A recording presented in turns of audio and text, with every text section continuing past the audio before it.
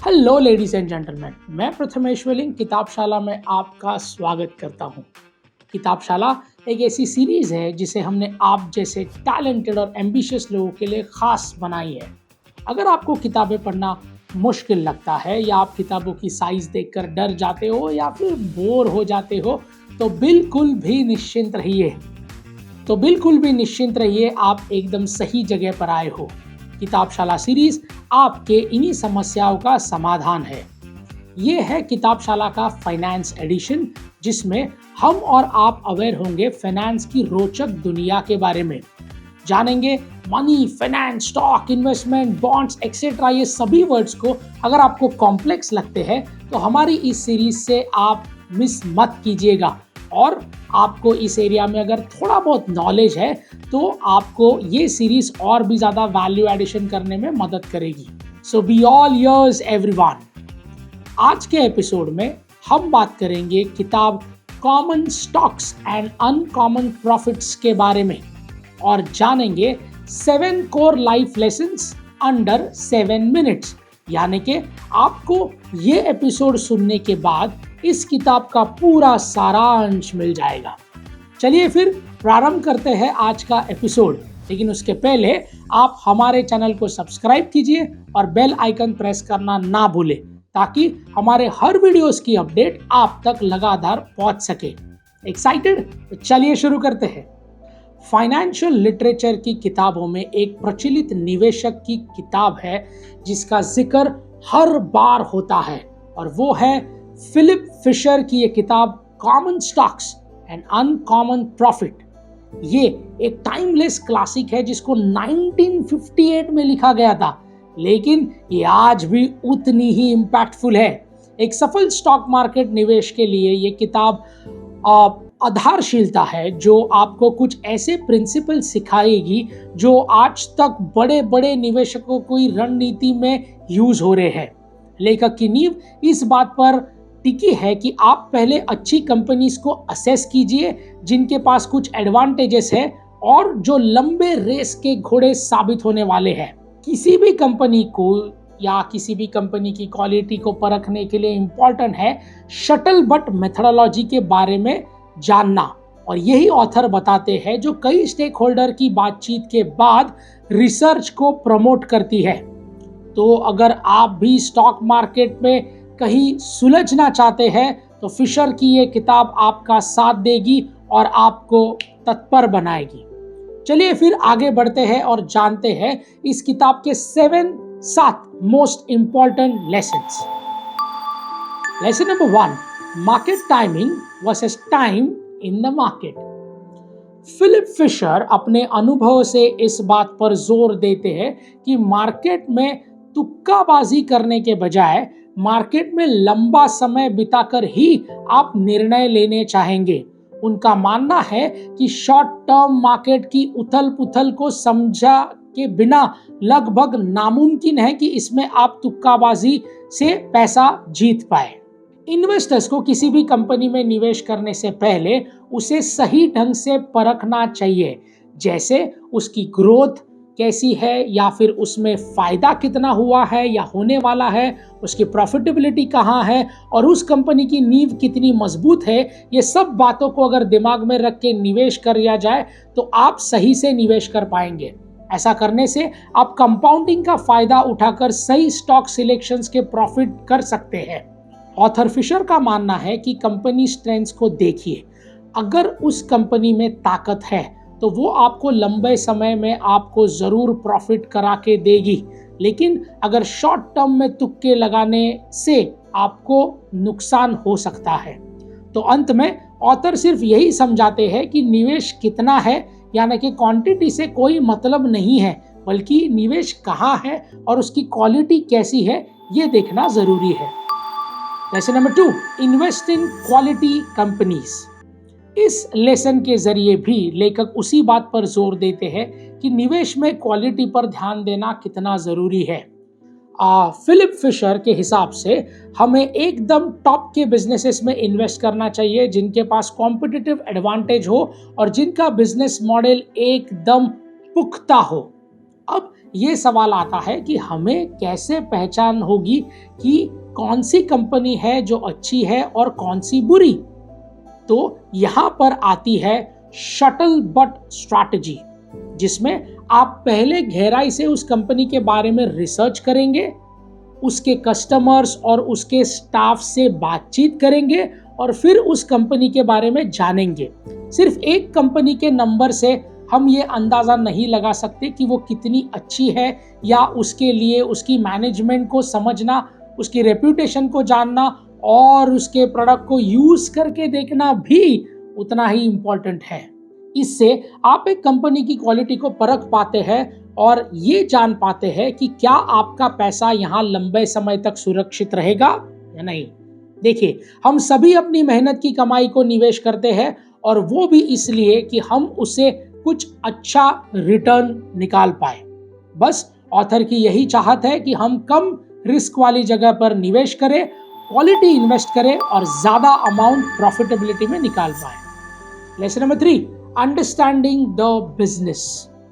अब ये लेसन भी लगभग वही सीख देता है कि निवेश हमेशा सूझबूझ के साथ करना चाहिए, जिससे आप जाकर हम पहचान सकते हैं या पछताना आगे ना पड़े। जिस भी कंपनी या बिजनेस में आप अपना पैसा लगा रहे हैं, उसके सबसे पहले कंपनी की ABCD को समझे कि वो क्या करती है, उनका काम क्या है और वो क्या सही में आपका पैसा सुरक्षित रहेगा। ये सब जानने के बाद ही निवेश करें और सोच समझ कर कीजिए। लास्ट में आप स्टडी करेंगे कि कंपनी की लीडरशिप क्या है और वो क्या सही चैलेंजेस को आज तक टैकल कर पाए हैं या नहीं। ऑथर का कहना है कि मार्केट से चलना और समझ भी जरूरी है, क्योंकि उसे भी कंपनी से फायदा या नुकसान जुड़े होते हैं। Lesson number 4, the importance of holding. Author Philip निवेशकों को कहते हैं कि थोड़े थोड़े समय में अपने इन्वेस्टमेंट को बदलते नहीं, बल्कि एक ही जगह पर लंबे समय तक निवेश करते हैं, जिससे लॉन्ग टर्म बेनिफिट्स होने के चांसेस बढ़ जाते हैं। तो जब तक कंपनी की स्थिति मजबूत है, तब तक अपने निवेश को बनाए रखिए। इससे आप कंपाउंडिंग के जरिए ज्यादा पैसा रिटर्न में एक्सपेक्ट करेंगे। वही दूसरी ओर अगर आप बार बार अलग अलग जगह पे पैसा अगर लगाते रहेंगे, तो आपको टैक्सेस भी ज्यादा भरना पड़ेगा, ट्रांजैक्शन फीस भी बढ़ेगी और सही अवसर हाथ से निकल जाएगा। मार्केट को हर एक दिन में उतार चढ़ाव से गुजरेगा, लेकिन आपको अपनी कंपनीज पर विश्वास रखे लंबे समय तक उस पर निवेश करना है और बस डटे रहना है। Lesson 5, staying informed. देखिए, इस लेसन के जरिए लेखक इस बात पर जोर देते हैं कि मार्केट में निवेश करने के बाद ये नहीं कि आप भूल जाए कि आपने कुछ इन्वेस्ट करा भी था। अब आप कहेंगे कि मैं इतनी देर से कह रहा था कि लंबे समय तक निवेश कीजिए, फिर थोड़े बहुत उतार चढ़ाव तो आएंगे, लेकिन उसके लिए घबराना नहीं है, और अब मैं कुछ और ही कह रहा हूँ। अरे ये मैं दोनों तरफ कैसे झोल रहा हूँ, है ना। देखिए, लंबे समय के लिए निवेश करना अच्छी बात है, लेकिन उतने समय के लिए अंधा नहीं बनना चाहिए, बल्कि अपनी कंपनी की फाइनेंशियल हेल्थ पर, मैनेजमेंट पर, उस कंपनी के डायनामिक्स पर एक थोड़ी सी नज़र होना हमेशा इम्पॉर्टेंट है। इससे जब आप नज़र बनाए रखेंगे, जैसे कभी कभी कोई बदलाव आने वाला हो, उसके पहले आप अपनी इन्वेस्टमेंट को वहाँ से हटाकर कहीं और शिफ्ट करने जैसा कर सकते हैं, तो आप सोचेंगे कि नुकसान या फायदा होगा और नुकसान से बच सकते हैं। देखिए, थोड़े बहुत उतार चढ़ाव तो आते ही रहेंगे, लेकिन अगर कोई परमानेंट चेंज आने वाला हो, तो कंपनी को बंद होने वाली हो या फिर इंटरेस्ट रेट पर प्रभाव आने वाला हो, तो उससे शेयर पर इम्पैक्ट होगा या आपके शेयर गिर जाएंगे। तो समझदारी यही है कि अपने निवेश को वहां से हटा ले। तो आंखों पर पट्टी बांधकर इन्वेस्ट ना करें, बल्कि सोच समझकर ध्यान से इन्वेस्ट करें और उस इन्वेस्टमेंट पर अपनी नजर बनाए रखें। Lesson number 6, selling criterias. जिस तरीके से लेखक फिलिप फिशर सेलिंग क्राइटेरियाज का पॉइंट रखते हैं, उससे ये दिखता है कि वो कितने रियलिस्टिक है।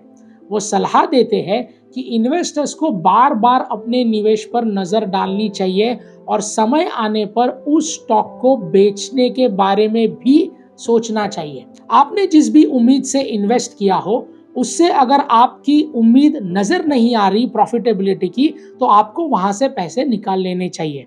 जैसे अगर कंपनी का आधार या फंडामेंटल कमजोर पड़ रहे हो, या मैनेजमेंट कम प्रभावशाली बनते जा रहा हो, या फिर वर्कर्स में यूनियन हो गई हो, या उसमें कोई प्रॉब्लम हो गया हो, तो उस समय पर आपको ये सिलेक्ट करना जरूरी है कि आप अपने पैसे उस कंपनी के निवेश से हटाकर कहीं और लगा दें। और साथ ही में अपने वर्तमान के स्टॉक्स को बेचकर भी इसके लिए आवश्यक हो जाता है, क्योंकि आप कहीं और बेहतर रिटर्न का अवसर पा सकते हैं।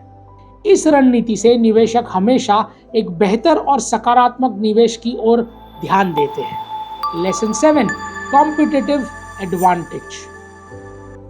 एक कॉम्पिटिटिव एडवांटेज को क्वालिटी है जिससे एक बिजनेस बाकी दूसरे सभी बिजनेस से अलग दिखता है। मतलब वो चीज जो आपको भीड़ में भी सबसे अनोखा दिखाती है, वही होती है आपकी कॉम्पिटिटिव एडवांटेज। जैसे आपके पास कोई पेटेंटेड टेक्नोलॉजी हो, या फिर आपकी ब्रांड अवेयरनेस बाकी सबसे अच्छी हो, या फिर आपका प्रोडक्ट या सर्विस सबसे बेहतरीन हो, तो ये सब कुछ आपकी कंपनी को अलग करता है, एक डिफरेंशिएशन फैक्टर देता है। ऐसे बिजनेसेस जिनके पास कोई एडवांटेज हो, या वो लंबे समय तक मार्केट में बने रहते हैं और मार्केट का प्रेशर भी निखर के बाहर आता है, ऐसे बिजनेसेस में जो भी निवेश करेगा उसके प्रॉफिट के चांसेस बहुत बढ़ जाते हैं। And ladies and gentleman, that's a wrap. इसके साथ हमारे 7 प्रेरणादायक लेसन्स यहाँ पर समाप्त होते हैं। तो फाइनेंशियल लिटरेचर के इतिहास में फिलिप फिशर ये किताब आज भी उतनी ही प्रभावशाली है। इस किताब के प्रिंसिपल्स आज भी निवेशकों को मदद करते हैं, जिससे वो एक प्रॉफिटेबल इन्वेस्टमेंट कर पाए। चाहे फिर शटल बट मेथोडोलॉजी हो, लंबे समय की निवेश की सलाह हो, या बिजनेस की क्वालिटी परखने की सीख हो, या फिर लास्ट में कॉम्पिटिटिव एडवांटेज जानने की सलाह हो, ये सभी सीख आज भी उतनी ही प्रभावशाली है जितनी 1958 में हुआ करती थी। फिशर ये भी मानते हैं कि मार्केट में टाइम बिताना मार्केट में टाइमिंग से ज्यादा फायदेमंद है, और फिशर की अपनी निवेशक की ओर नजर बनाए रखना की सलाह भी एक अचूक तरीका है नुकसान से बचने का। तो ओवरऑल निवेश करने से पहले एक बार इस किताब का लेसन को जरूर जान लीजिएगा, आप अपनी मेहनत की कमाई को गंवाने से बच जाएंगे। सो लेडीज एंड जेंटलमैन, इस किताब को एक ज्ञान का खजाना समझना बिल्कुल सही है, लेकिन आपके दिमाग को इंफॉर्मेशन से भर देना हमारा मकसद बिल्कुल भी नहीं। हम बस एक माध्यम है जो किताबशाला के जरिए दुनिया का सर्वश्रेष्ठ ज्ञान जो किताबों में छुपा हुआ है, वो आप तक सिंपल और आसान भाषा में पहुंचाने की कोशिश कर रहे हैं। तो इस ज्ञान को सिर्फ ज्ञान ना रहने दें, इसे अपने रोजमर्रा के जीवन में इस्तेमाल करें और अपनी जिंदगी को नई ऊंचाइयों तक ले जाएं। किताबशाला के अगले एपिसोड में हम बात करेंगे किताब के जरिए जिसका नाम है एटीट्यूड इज एवरीथिंग, जिसे लेखक जेफ केलर ने लिखा है। So ladies and gentlemen, this is Prathamesh Welling signing off. Until we meet next. Thank you.